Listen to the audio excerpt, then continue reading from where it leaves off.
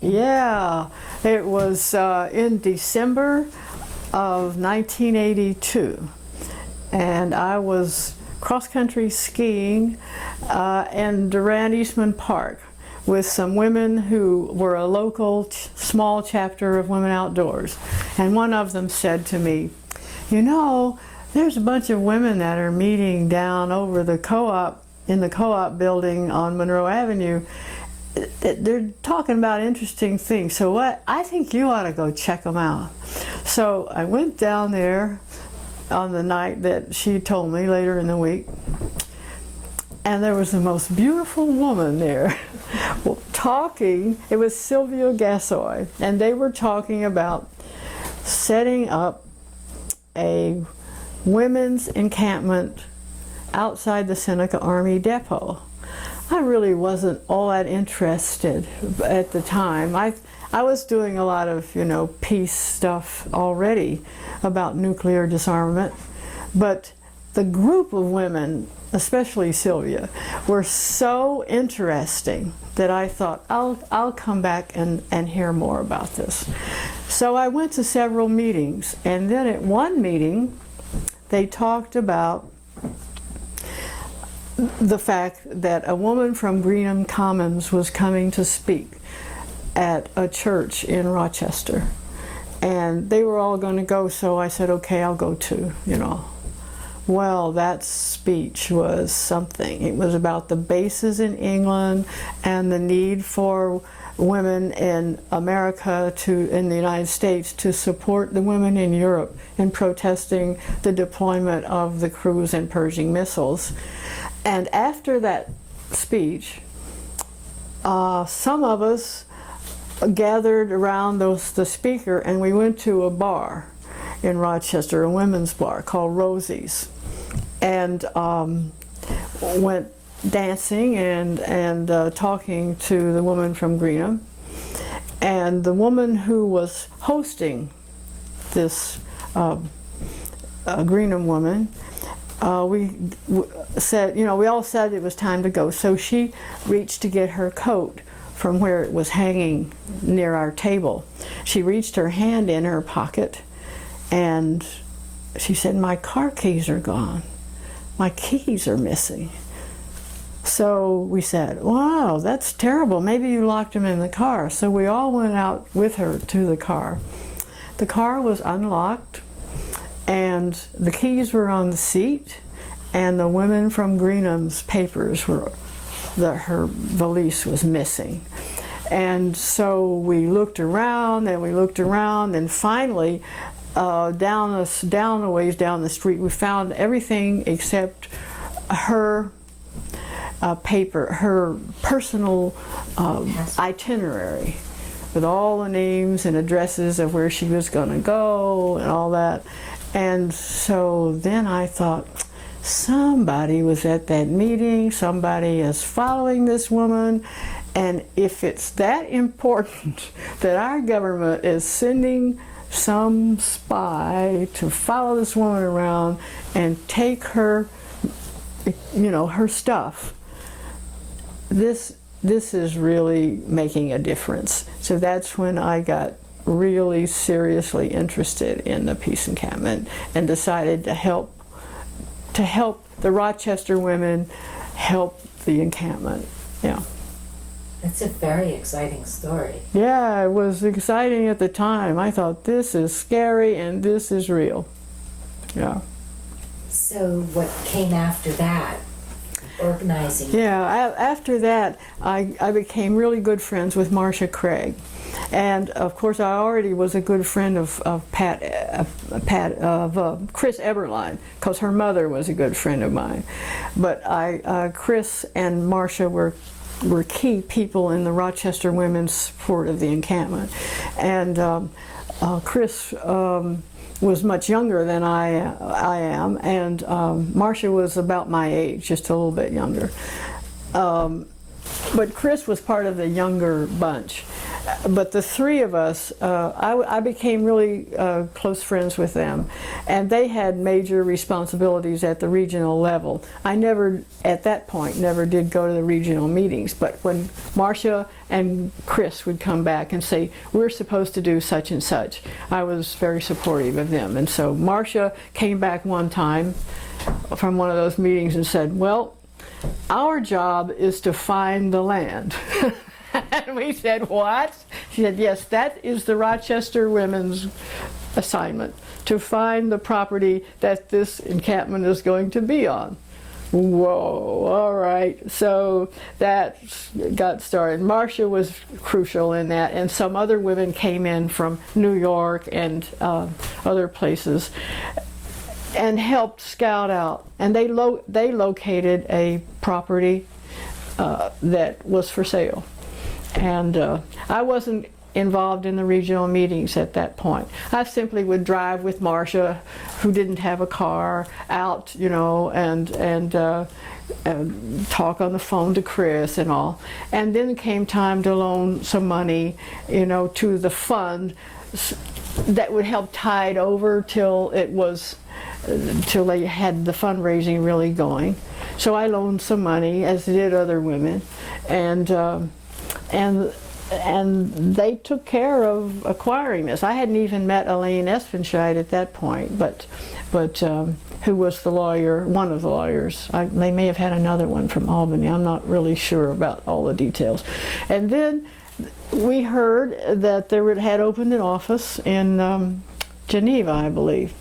And so I visited that office a few times, but mostly I was helping, you know, give dances in Rochester and put flyers around and sort of talk it up, you know. That's mostly what I was doing at that point. And then one day, Marge and I decided that by then I had met Marge at a fundraiser for the newspaper in New Women's Times, so that was good. So by then we were very close, and in the early summer, late spring, early summer, we decided we would go see where this was being set up. I guess it was early June. So we called down there. They had a phone by then, and Michelle Crone was directing stuff there, and somebody answered the phone, and we said, we're two women from the Rochester group. We're going to come out there today just to look around. Is there anything you'd like us to bring? And Michelle's voice came back and said, pizza! So we said, what is it? You know, we expected something really, you know, something really, you know, that they could use in their work. Well, so we said, well, if they want pizza they can have. So we went to Geneva and went and got big sheets of pizza and went out there. And they were very happy to see us because we had all that pizza. And we sort of looked around, and not at that time there wasn't a whole lot of it was hard to see how this was going to be an encampment, but they were working, trying to mow where the parking lot was going to be, and so we just stayed a few hours, and then we went back, and so then that's how I got involved, and it just became more and more involvement, you know, because these people were doing what I felt and still feel to be very, very important work. And I loved the way they were organizing. They were so knowledgeable. They had a plan for community relations with the townspeople. They were writing this fantastic resource handbook. They had descriptions of nonviolent training that were fabulous, and I thought, yeah, these people know what they're doing, you know. I can join these people, and I can trust that we will really do a good job. And I never had that trust betrayed. No, the nonviolence training, the legal support, the attempt to peacefully address the townspeople, that was so great, yes. I was a member of 2 affinity groups at different times. The first one was a group that I think we were called the Diggers. Yes, with Andrea and several other people, and I agreed that I wanted to be support for that group, not to be somebody going over the fence, but to be support. And so, of course, I took a nonviolent training with that neat woman whose name I can't remember, from New York City, who liked to teach carpentry and stuff. I can't remember her name, but anyway, she was a marvelous teacher, and I felt that I learned so much about how to get people to talk about what they were afraid of and why in the world they were doing this, and that has helped me years when people ask me to do training, to be sure to cover those kinds of things, because it's not just a technical kind of training that you ought to be taking. You really need to think about what you're doing. And one of the main things I remember about that affinity group was that Andrea suggested that the night before we were to do our action, we would have a meeting out in the moonlight and have a ritual. And I thought, this sounds like witch stuff. I'm not sure I ought to be participating in that. I'm a Quaker. And I thought, well, I'll go. And I think it sounds interesting. So I went out there, and we had this lovely ritual in the moonlight about, blessing the land and our action and calling for peace. And it was beautiful. And I thought, this is really what people need to know about. So the next day we went to do the action, and Andrea and others, we dug and put little toys down about peace, and then some people went over the fence. And the nice thing was that there was this incredible organization for support. Everybody had to sign up. The support people had to sign in at the office, and the people who were going to do the civil disobedience had to sign in. You knew exactly where everybody was. You knew who the lawyers were who were going to give support. I mean, it was just beautiful. And so then we, of course, had to follow our people, and we did. We made sure we knew where they were and when they were getting out and all that. And I loved the singing at the fence was great, and it was great. So. Was this part of a bigger action, or was it? It was part of a lot of people were doing action that day. I don't recall exactly all about it, but yeah. And this was after the camp had opened, and after I wasn't there I wasn't there all the time just preceding the opening, but I do remember walking to Ovid to meet the North Carolina people, and then we walked back to the encampment, and that was great. It's about 5 miles from Ovid, and we met them there, and then we walked back with them under their banner. That was great. And the second affinity group I was in was not until the end of the summer, when there was a large national action called by a national group whose name I can't remember at the moment, but it was an umbrella group for large actions in the United States against the deployment of the missiles. And my affinity group was formed in Rochester, and we came down to Waterloo and spent the night in the Waterloo church. And then it was an all-women's affinity group, but the whole action was not all women, but one of the gates was all women, the troop gate. And so we went there, and that was when we decided to dig. Those of us who were doing civil disobedience decided to dig under the fence because we had a member with a back that really wouldn't take climbing over the fence. So we got our little spades out and we dug, and the Army guys stood there and watched us, and we dug under the fence. And I remember as they put us on the bus, looking back and thinking, gee, I hope they don't try to make this into a felony that we did over $100 of damage just digging under the fence, you know. And then I saw Marcia with her shovel doing something because she was in the support of my affinity group. And I thought, hey, Marcia's filling in the hole so that we won't get a bad charge. And then I saw she was making it bigger so that some more people could get. And I thought, oh man, thank you, Marcia. But that was all right. Oh, great. So then we were held, you know, for a while and then left. And I remember I decided to give my full name, and so and my academic title, because I thought they should know that there were a lot of different people, you know, who were of different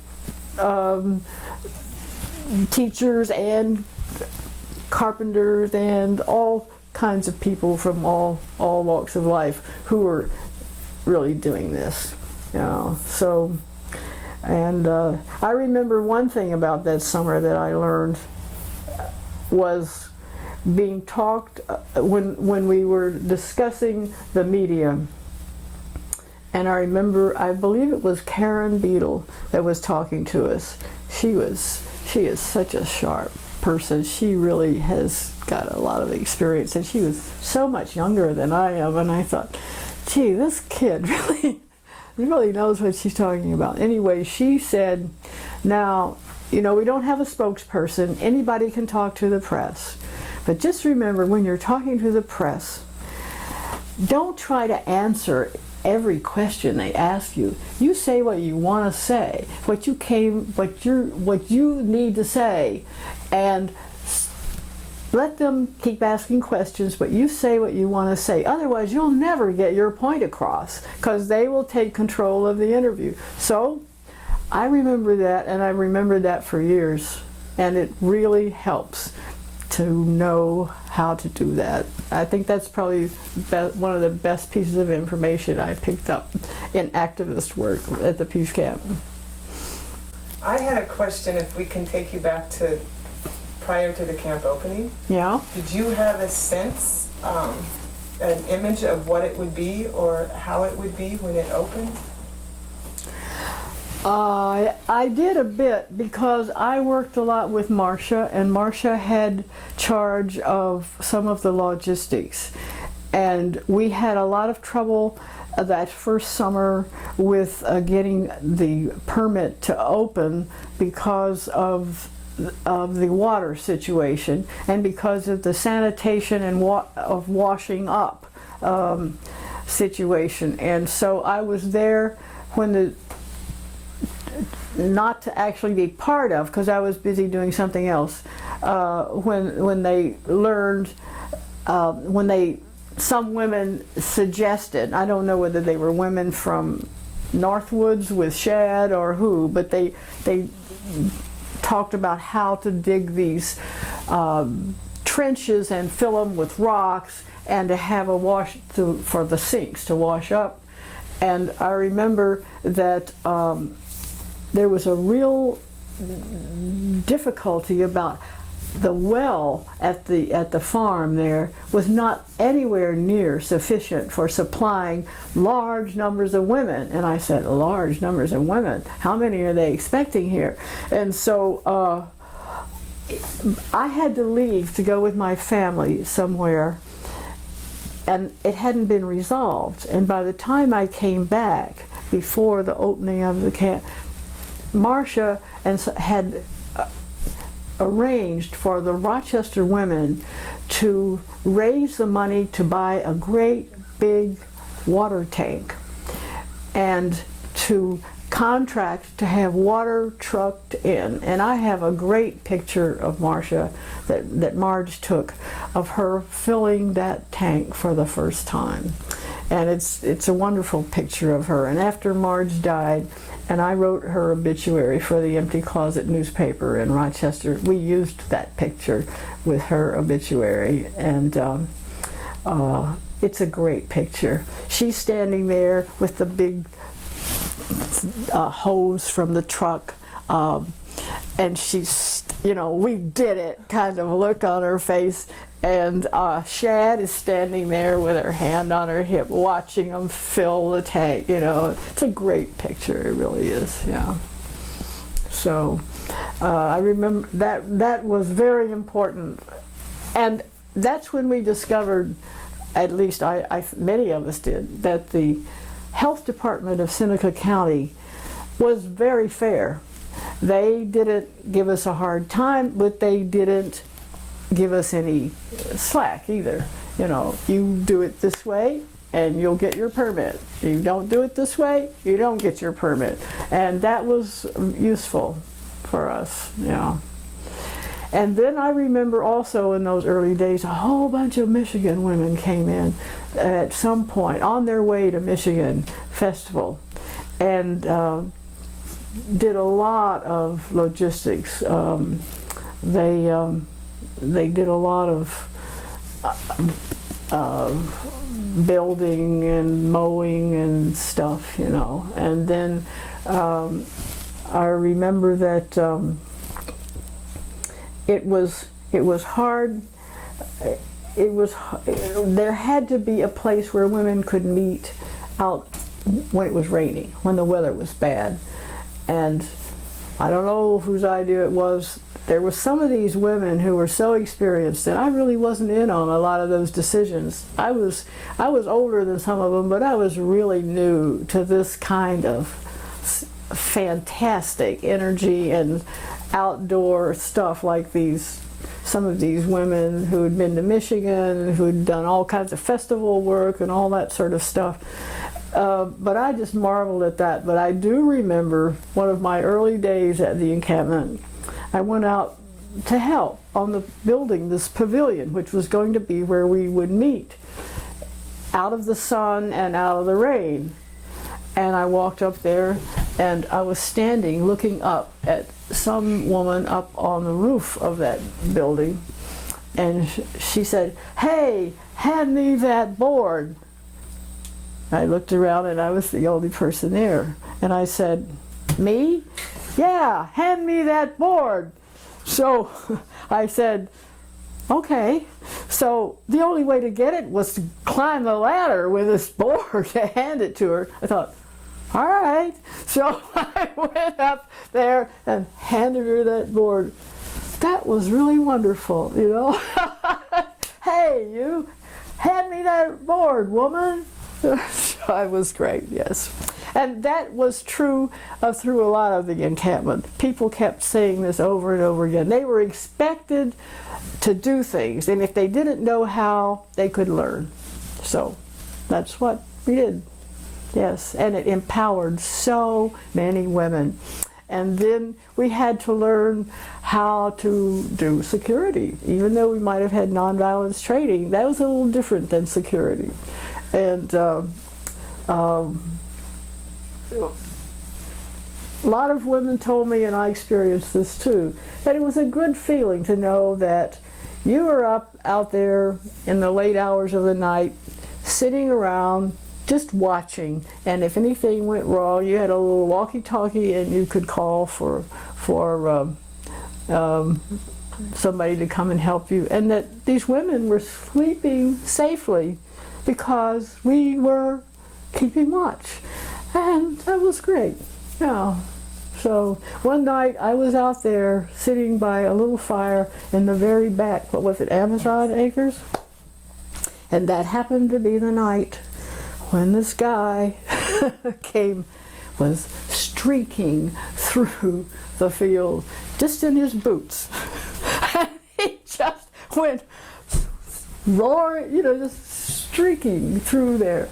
And we all, well, there were several of us yelled at him, "Oh, you ugly guy, get out of here. And he just kept running, went off into the woods. I don't know who it was. He had on army boots, he had big, hiking boots, and he just went streaking across the field.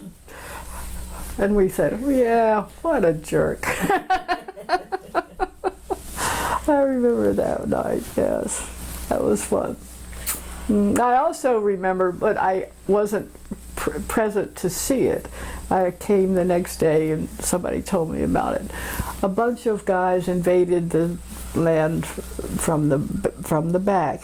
Somebody may have already told you about this incident, but the word, and it was in the daytime, and the word went out to the people at the house that there were men coming on the land from the back.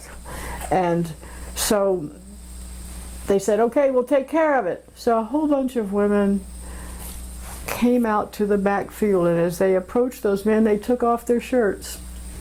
And those men turned around and ran. That was it. I said, how did they know to do that? And I said, that's all they had to do, was to take off their shirts and just keep walking toward these guys. How funny, isn't that weird? That's phenomenal. Yeah, it is. It is. So I remember those things about the early days. I also remember meeting in the basement of the Asbury Methodist Church in Rochester with some women from encampment committees.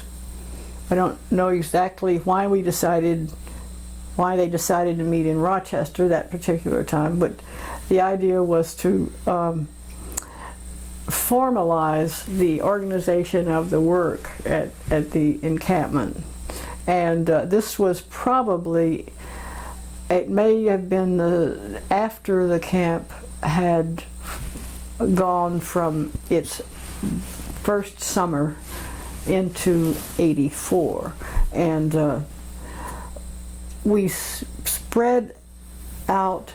One of the women involved had a connection with the Asbury Methodist Church, and so she got the space for us. And we spread out these huge pieces of newsprint on the floor of the education building in the Asbury Church, and we drew the work webs with the markers on these papers, and it was copying and further formalizing the webs that had been already drawn up by women at the encampment, because they put these webs up, on the boards on the walls in the house there. But I remember doing it on the floor in the Asbury Church. It was really fun. There's something about working with webs that's very appealing, And I don't know if any of you have read, probably you all have read Louise's book, Nuclear Summer, where she talks about the symbol of the web versus the other symbols that the town was trying to impose on the encampment. A struggle of symbols. Who's gonna set the terms of the language for this summer? The women or some of the very conservative people that came to protest. It was very satisfying to work with women who really understood interconnectedness. And right down to the point of that's how you do your everyday work life, not just in the international politics or whatever, but you take that concept of interconnectedness out of the organic world or whatever, and it's right part of your everyday life.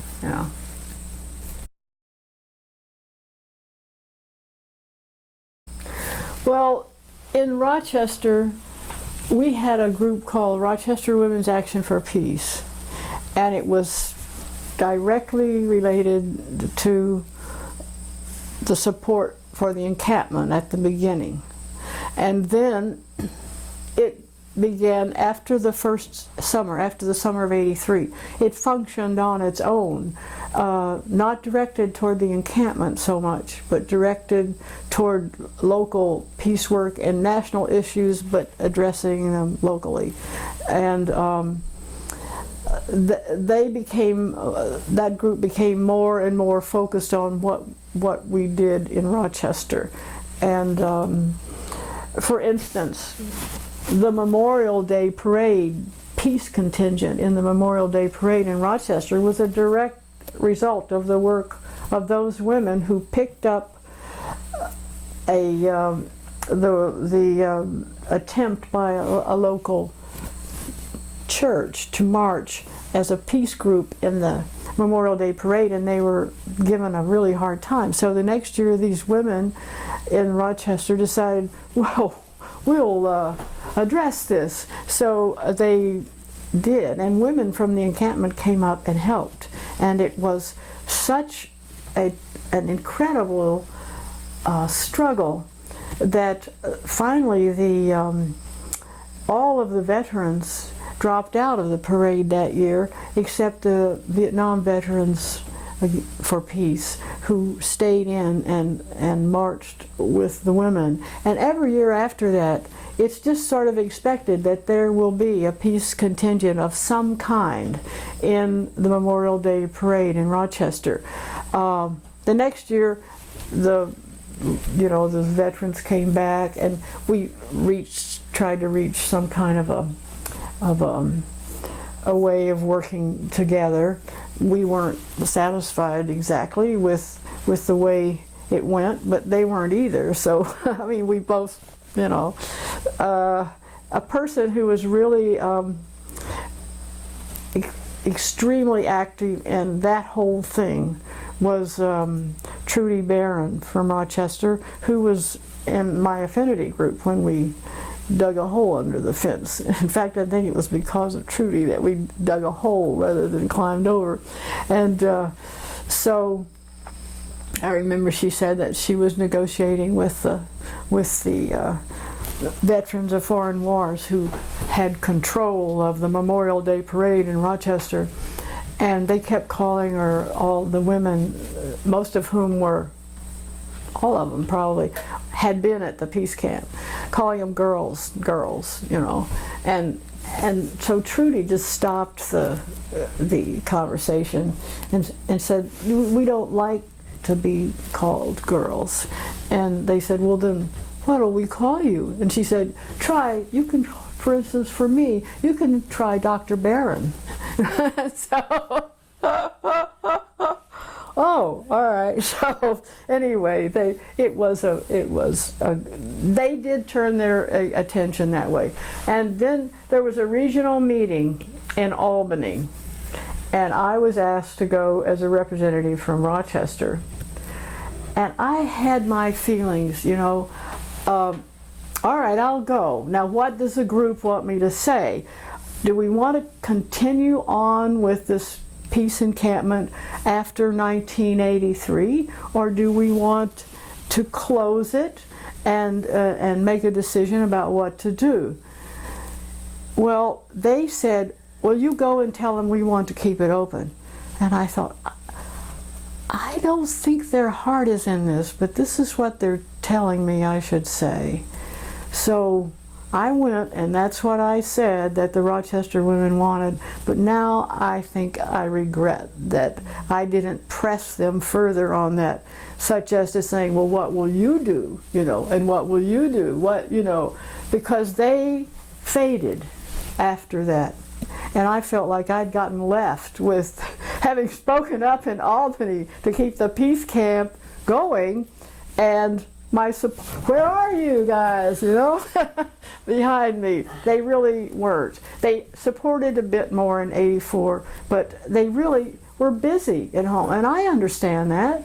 We formed the Rochester People's Mind, we did street theater, and all that, and I understood that. But I had gotten so involved with with the workings of the camp and with the town of Romulus that I somehow stayed on. And that's all right. But I do remember thinking, I should ask them more questions about this, but I didn't. Yeah, I didn't. I have a question. Did you have a sense when the camp was beginning and organizing all of that it was how long it was supposed to go, or what would happen at the end of the summer? Do you remember there being some understanding of that prior to the opening? I thought it was going to be for a summer. And when we got to that meeting in Albany, I could see that there was a very strong division. And people like Pines, Susan Pines from the War Resisters League, and several others said, you mustn't do this, this is not going to work if you keep it going. And I never wanted us to buy, some of them said they didn't want a purchase of land in the first place. And so I listened to that, but then I also listened to the other side, and I remembered a conversation with a Quaker woman that I had had at yearly meeting some years before when the Vietnam War was on, and she was an elderly woman, and I don't know how we got into this conversation, but we were sitting on a chair outside the building where the yearly meeting was going on, and she described to me a protest that she had been in an earlier war, in World War II, where they took a house across the street from a munitions plant or something, and they stayed there year after year. And I thought, wow, So that also came back to me in this conversation in Albany. And so I didn't take I could go either way, and I had already said, this is my message from Rochester, and then I just waited to see what would happen. Feeling that I could go with it either way. But I also felt like once they'd made that decision to keep it open for a while, and Jody Bear was so keen on it, and so were several other people, I thought, all right, I can help do that, I can help do that. It really changed my life because I decided I was going to do some full-time active work, not just with the peace encampment, but something.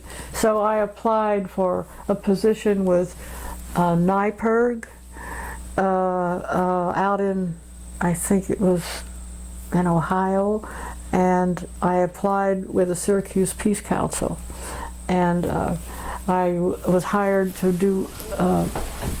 be the director of the Syracuse Peace Council for a year, and I did that for a year, while I was also working, being supportive to the encampment.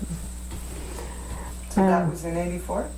Yeah, 84, 84, I think, 85, yeah. And that was helpful because I had a direct line then to, and Karen Beadle was around, and Andy Major, and I joined the resistance, what was it called? It was the Nicaragua thing. CISPIS? What? CISPIS? No, it was that national action against the Contras, where people pledged to enter their congressperson office and stay there if they were voting to support the Contra. And so the Peace Council, several of us from the Peace Council did that and were arrested in Syracuse in the office of the congressperson there, and I stood trial in Syracuse. It was called the International, it was Call to Resistance or something, and you signed up and then you did it if the Congress was not listening, Yeah. I remember calling, I got out of the arrest pen at the police station, and it just so happened that very night my brother called me from Arkansas and said, "Hi Cindy, I just called to see how you are." And I said, "I'm fine, I just got out of jail." "What?" But when I stood trial, I decided not to go on and do a 3-month sentence because I was teaching part-time, and so I didn't do that. But Carolyn Mao and Karen Beadle refused to pay their fine. They were in that affinity group, and they went to jail. Yeah. But the trial was interesting. It was a fair trial. It was not a jury trial, but it was an experience with the court trying to intimidate us, really scare us, you know. This person's with the Peace Council, we should really give her a long sentence. But it was a good experience. You know, tons of people from Syracuse did this, and you know we were, and they did in Rochester too. Joe Cummings and Marcia Craig were arrested for the same action in Rochester, and Marcia wrote their brief for their defense in their trial, and it was beautiful.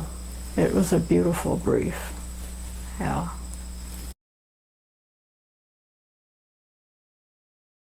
It was a lot smaller. Yeah.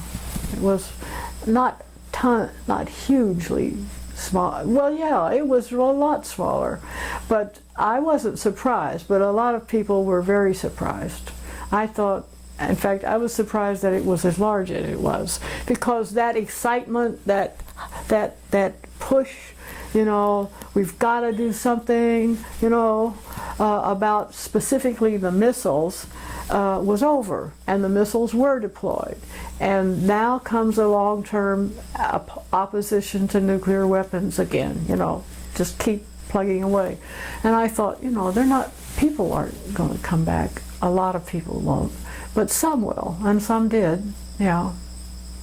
So the thing that was interesting was that we did keep a good handle on organizing the civil disobedience. There was training, there were workshops, not just on civil disobedience, but on a lot of women's issues.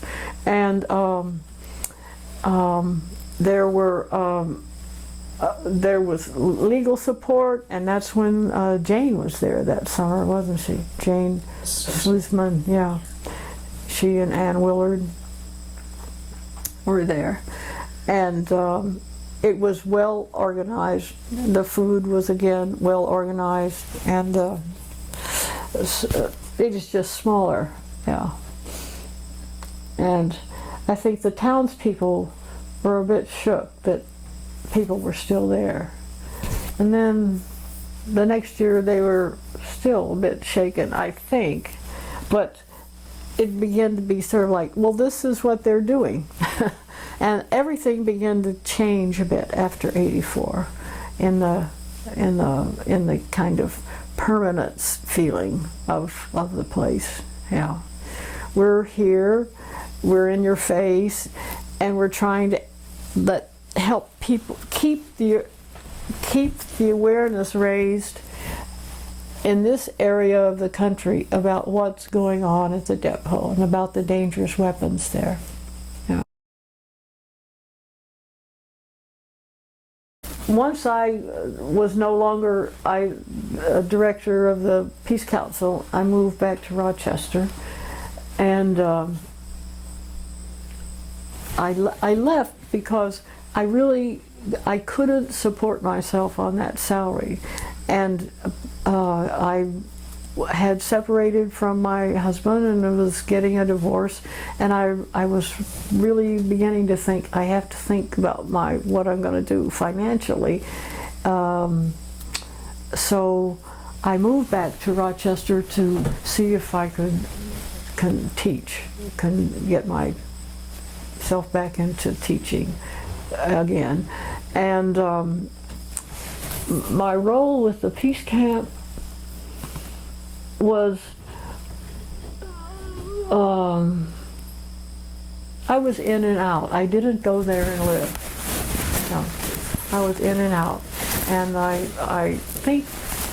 feel like I could pretty much be called on the telephone if there were problems that people thought I could help with.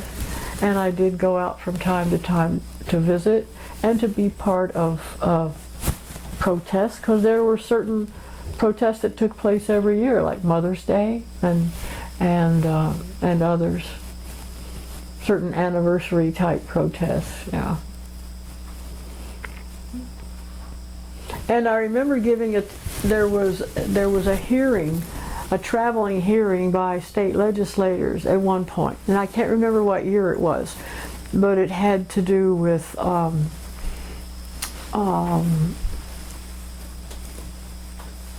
with women and economics, I believe, and jobs and stuff. I can't remember the name of it, but I remember that I wrote a fairly long paper which I got on the agenda and read about the relation of the plight of women to military spending and women's poverty and military spending. And I brought in mention of the encampment in that piece. I've always done a good bit of writing, but it was always academic writing until the peace camp. Then I wrote other things like that piece to present to the state legislators, a committee that traveled to Rochester, and I wrote a piece for the empty closet about my first trip to the peace camp, and about kinship, about building community. It's called Community and Revolution. I wrote a piece for the empty closet called Community and Revolution. It was based on Barbara Deming's notion about building the beloved community, and it had to do with kinship ties and the place of lesbians at the peace encampment.